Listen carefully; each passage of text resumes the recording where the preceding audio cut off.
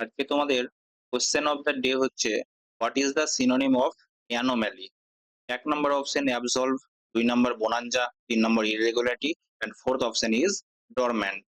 তো অ্যানোম্যালি মানে মালি, মালিকে আনো।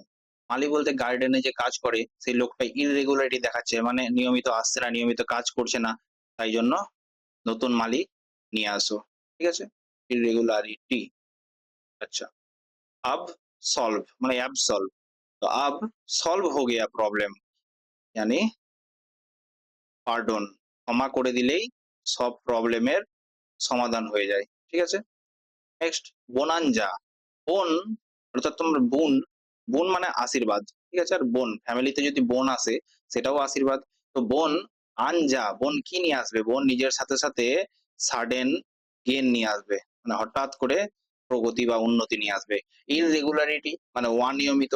এন্ড ডরম্যান্ট, ডর মাত মানে হিন্দি ওয়ার্ড ডর মাত মতলব যে ভয় পাস না, আমি তোমাকে লুকিয়ে রেখেছি। Hidden, latent, latent show, latent show তোমাদের এখন লুকিয়ে গেছে।